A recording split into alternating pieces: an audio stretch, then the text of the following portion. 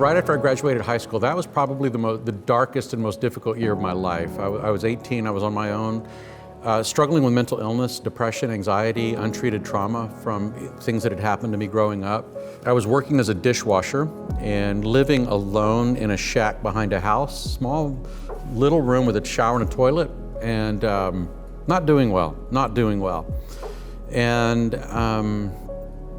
I remember coming home from work one morning about 3 a.m. I'd closed the restaurant and came home into my little efficiency shack room thing, and I needed to write. I needed to get my journal out because I had learned really on my own that that between the covers of a journal was my only safe place in the world. So I'd learned to use journaling as a therapy tool, really just sort of on my own. As I reached into my journal box to pull out my journal, I saw these 2 pieces of paper down at the bottom of the box. I didn't know what it was. Pulled it out, and there were letters that were written to me by these 2 teachers at Katy High School.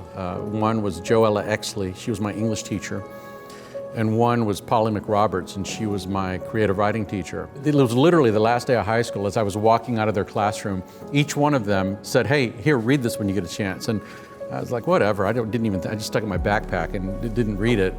Evidently, it had ended up in the bottom of my journal box, and now almost a year later, I finally pulled these letters out and read them, and blown away, and they were just, they were such words of affirmation and validation. It was great having you. You're a wonderful student. You're an incredible young man. We expect great things of you. That's basically what they said, and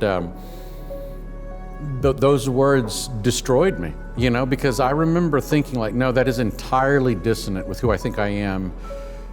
I'm a 19-year-old version of that punk that's always been in trouble. I'm working as a dishwasher. I've got mental illness, I've got depression, I've got anxiety, I've got no hope, I've got no future, I've got no family. Like, I know who I am, but here are these 2 women for whom I had tremendous respect that were disagreeing with me. And because of who they were and the way they lived their life in front of us, day in, day out, I couldn't just blow them off because I knew, like, they're not gonna write this if they didn't believe it, So I was stuck, who's right about me? I think I know who I am, but here are these 2, what I would call expert appraisers that are disagreeing with me. And so finally, in my own mind, just to sort of create a test, I thought, here's the deal, I'm gonna try to get into college. When I fail at that task, in my own mind, I could say to Ms. McRoberts and Ms. Exley, look, man, it was really sweet of you to write that, but I had you fooled. That's not who I am, I was this guy. And so one day after work at the restaurant, I got out of the kitchen all greasy and sweaty, got on a bus, took the bus to UTSA, University of Texas at San Antonio. My very first experience on a college campus was a panic attack. My mind started racing. You don't belong here, you're out of your league. Brown kids where you grew up didn't go to college, you're not gonna make it, you're not smart enough, you're not good enough.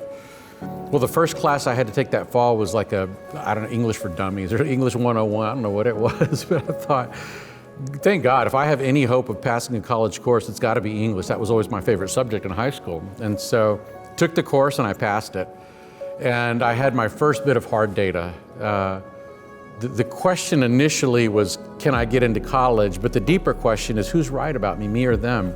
And I had my first bit of data, arguing in their favor. Maybe you're not who you thought you were. And that was the beginning of the transition. It was a game changer for me. So the letters, yes, they were game changers, but really the letters, what made them so impactful was the platform that those women had built in my heart, the way they loved me and were interpersonally accessible, and the way they just didn't put up with nonsense. Like they knew how to set boundaries, they knew how to build bridges, they knew how to build fences, And they were just so innately good at it that when they wrote those words and sort of delivered that powerful message, I had ears to hear and internalize that message. So that was it. That's why I believe in the power of relationships in education. My life is living proof that what educators do matter.